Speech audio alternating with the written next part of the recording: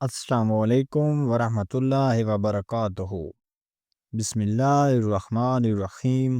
مصر میں بہت ہی خوبصورت اور گھنا جنگل تھا۔ گھنے جنگل کے درمیان سرسبز جگہ تھی۔ چند خیمے نصب کیے گئے تھے اور خیموں کے درمیان بھیڑیے کی کھال سے بنائی گئی ایک خوبصورت قالین بچھی ہوئی تھی۔ اس قالین پر دنیا کا عظیم سلطان اور بہادر جنگجو سلطان صلاح الدین ایوبی رحمۃ اللہ علیہ بھی بیٹھا تھا، اور جس میں آپ کے ساتھ آپ کے کماندار اور آپ کا قریبی ساتھی علی بن سفیان بھی موجود تھا۔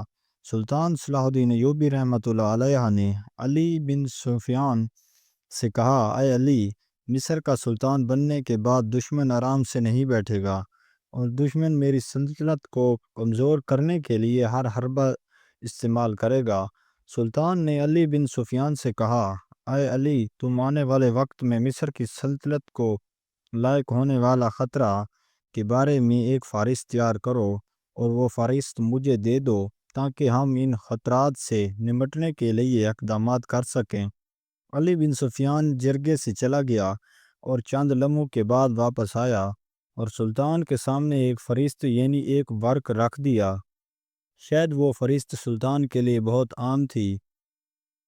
وہ مشہور کتاب سلطان کے عظیم کارنامے میں لکھا گیا ہے کہ وہ فہرست سلطان صلاح الدین ایوبی رحمۃ اللہ علیہ کی فتوحات کی بڑی بنیاد تھی۔ سلطان صلاح الدین ایوبی رحمۃ اللہ علیہ نے اپنے سامنے ورق رکھا اور اس کو بڑے غور سے پڑھنے لگا۔ اس فہرست میں ان تمام قلعوں کے نام تھے جن میں سلطان کے خلاف بغاوت شروع ہو سکتی تھی۔ اچانک سلطان پڑھتا پڑھتا بڑا پریشان ہو گیا۔ سلطان کے چہرے کے تاثرات دیکھ کر علی بن سفیان آپ کے قریب آیا اور پوچھا، حضور، آخر اس ورق میں آپ نے کیا دیکھ لیا جس کو دیکھ کر آپ کی پریشانی اتنی بڑھ گئی ہے؟ تو سلطان صلاح الدین ایوبی رحمۃ اللہ علیہ نے ایک لفظ پر ہاتھ رکھا۔ علی بن سفیان نے وہ لفظ دیکھا تو وہاں ایک قلعے کا نام لکھا تھا، اور وہ قلعہ ننگینا ماریوس کا قلعہ تھا۔ سلطان نے کہا کہ مصر کے ارد گرد پہاڑی سلسلے میں جتنے بھی قلعے ہیں، ان تمام قلعوں میں یہ قلعہ خاص ہے۔ اس قلعے کے بارے میں نے اس وقت بھی سن رکھا تھا جب میرے چچا شیر کو سلطان نور الدین زنگی رحمۃ اللہ علیہ کے پاس کماندار ہوا کرتے تھے۔ علی بن سفیان نے کہا، حضور، اس قلعے کے بارے میں آخر ایسی کیا بات ہے؟ تو سلطان نے کہا، میں اس بارے میں زیادہ تو نہیں جانتا، لیکن یہ قلعہ جو بھی فتح کرتا ہے وہ اس قلعے کو اپنے پاس زیادہ دیر تک قبضے میں نہیں رکھ سکتا۔ یہ سن کر علی بن سفیان بڑا حیران ہوا کہ حضور، آخر اس قلعہ میں آخر ایسی کیا بات ہے؟ سلطان نے علی بن سفیان کو حکم دیا کہ اپنے چند جاسوس بھیجو جو اس قلعے میں خفیہ طریقے سے داخل ہو جائیں، اور اس قلعے کی ایک عام خبر مجھے چاہیے۔ علی بن سفیان نے اپنا کام شروع کر دیا، اور چند ہی دنوں میں علی بن سفیان کے ماہر جاسوس لے کر آئے، اور علی بن سفیان سیدھا سلطان کے پاس آئے اور کہا، حضور، اس قلعے کے بارے میں جو ہمیں معلومات ملی ہیں وہ بہت ہی خطرناک ہیں۔ سلطان نے کہا، آخر کیا ہے؟ اس قلعے میں خاص کیا بات ہے؟ علی بن سفیان نے کہا، حضور، اس قلعے کے بارے میں خبر ملی ہے کہ اس قلعے کو آج تک جس نے بھی فتح کیا وہ زیادہ دن تک زندہ نہیں رہ سکا۔ جو بھی سلطان، جو بھی بادشاہ اس قلعے کو فتح کرتا ہے، چند ہی دنوں میں وہ بادشاہ اس قلعے میں مر جاتا ہے، اور اس کی فوج قلعے کو چھوڑ کر بھاگ جاتی ہے۔ حتیٰ کہ اس قلعے کے کئی بار تلاشی لی گئی، تمام سپاہی، تمام محافظ اس بادشاہ کے اپنے ہوتے ہیں، لیکن ان تمام سپاہیوں اور بادشاہ کے ہوتے ہوئے اس قلعے کو ایسی چیز جو بادشاہ کے قتل کی وجہ بنتی ہے۔ یہ سن کر سلطان صلاح الدین ایوبی بڑا پریشان ہوا اور کہا، اے علی، یہ دوسرے بادشاہوں کی طرح یہ قلعہ ہمارے لیے بہت خطرناک ثابت ہو سکتا ہے۔ اب میرا اگلا مقصد یہی قلعہ ہوگا۔ ہم اس قلعے کو سب سے پہلے فتح کریں گے اور اس کے پیچھے چھپے راز کو فاش کریں گے، کیونکہ مجھے شک نہیں بلکہ میں پورے وثوق سے کہہ سکتا ہوں کہ اس قلعے کے اندر تو ایسا راز چھپا ہوا ہے جو آج تک کوئی بھی بادشاہ اس راز سے پردہ نہیں اٹھا سکا۔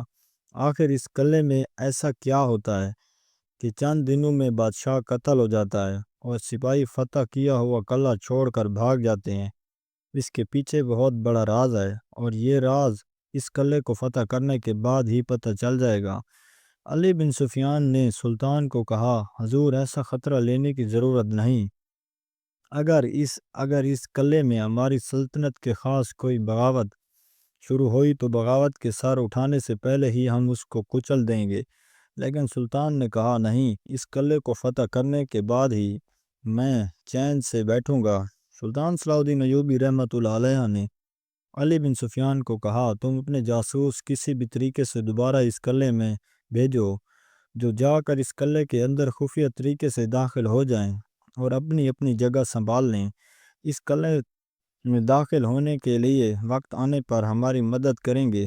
علی بن سلطان منع کرتا رہا، لیکن سلطان نے معظم وہ قلعہ بہت خطرناک اور پراسرار ہے، اس کو فتح کرنے میں جان بھی جا سکتی ہے۔ لیکن سلطان اپنی بات پر باضد رہا اور علی بن سفیان کو حکم دے دیا کہ چند دنوں کے بعد سلطان صلاح الدین ایوبی رحمۃ اللہ علیہ اپنا لشکر لے کر اس قلعے پر حملہ آور ہو گیا اور علی بن سفیان کے بھیجے ہوئے جاسوسوں کی مدد سے سلطان بآسانی اس قلعے کے اندر داخل ہو گیا اور اس قلعے کو فتح کر لیا۔ قلعے کو فتح کرنے کے بعد سلطان صلاح الدین ایوبی رحمۃ اللہ علیہ نے علی بن سفیان کو کہا کہ اپنے بہترین سپاہی قلعے کی حفاظت پر معمور کر دو اور آج رات میں اس قلعے کے اندر گزاروں گا اور اس راز سے پردہ اٹھاؤں گا کہ آخر اپنے محافظوں کے باوجود بادشاہ قتل کیوں ہو جاتے ہیں۔